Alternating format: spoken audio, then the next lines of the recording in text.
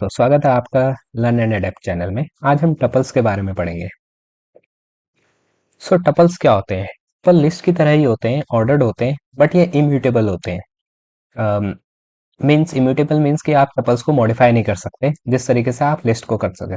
एक बार अगर आपने टपल बना दिया तो आप उसको कभी भी मॉडिफाई नहीं कर पाओगे, उसके अंदर जितने भी आइटम है उनको। अ, जैसे लिस्ट हमारे स्क्वायर ब्रैकेट से क्रिएट करते थे हम, इसी तरीके से टपल को क्रिएट करने के लिए हम सर्कल ब्रैकेट का यूज करते हैं। टपल और लिस्ट ऑलमोस्ट सिमिलर होते हैं। जब सिर्फ एक ही डिफरेंस होता है इनमें कि लिस्ट को हम कभी भी लिस्ट के अंदर जो आइटम्स होते हैं हम उनको मॉडिफाई कर सकते हैं, और टपल के अंदर जितने भी आइटम होते हैं हम उनको मॉडिफाई नहीं कर सकते। ओके।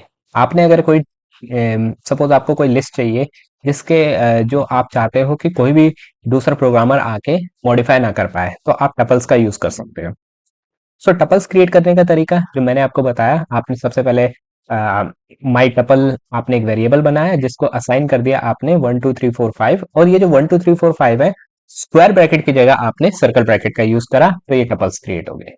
ओके।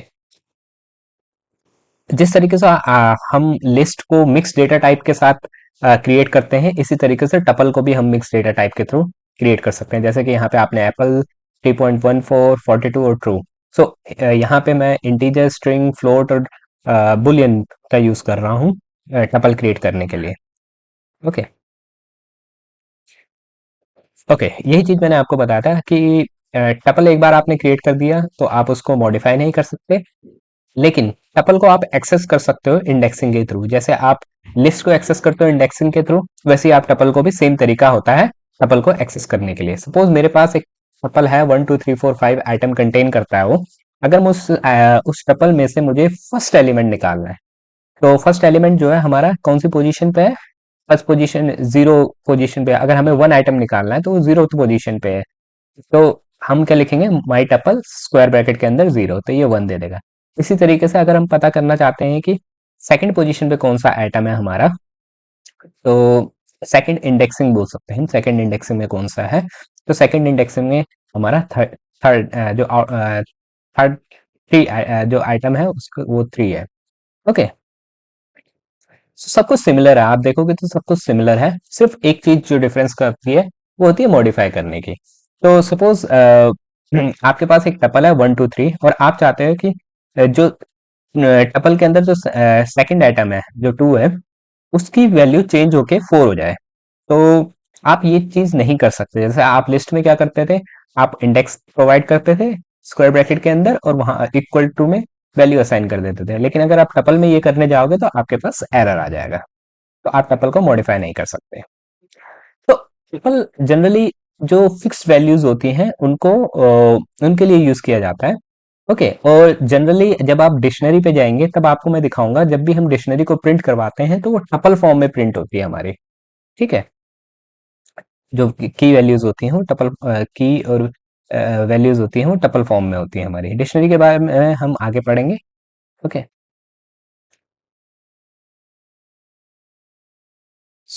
कुछ चीजें जो हम नोट कर सकते हैं कि टपल्स लिस्ट की तरह होते हैं और वो इम्यूटेबल होते हैं, मीन्स हम उनको मॉडिफाई नहीं कर सकते, और फिक्स सेट्स ऑफ वैल्यूज को रिप्रेजेंट करने के लिए यूज किया जाता है, जैसे डिक्शनरी में कीज की तरह।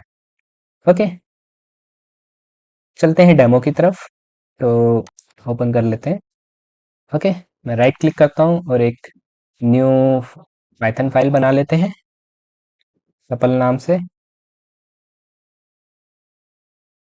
ओके।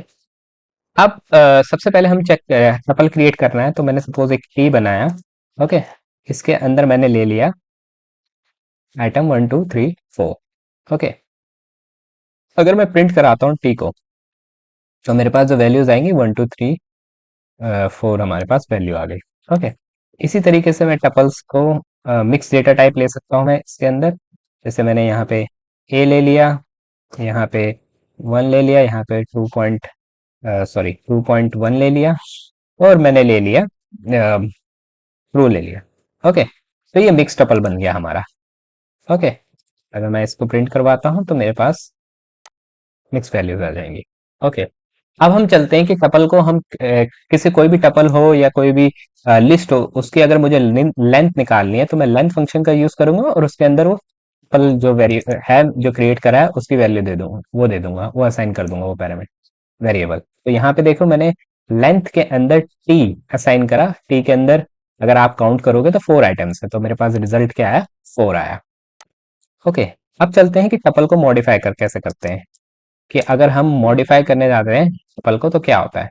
सपोज मेरे पास एक टपल है टी जिसके अंदर 1 2 और 3 है, और मैं चाहता हूं कि इस टपल के अंदर जो फर्स्ट पोजीशन है उसके अंदर क्या आ जाए, 4 आ जाए। ओके, उसके अंदर 4 आ जाए।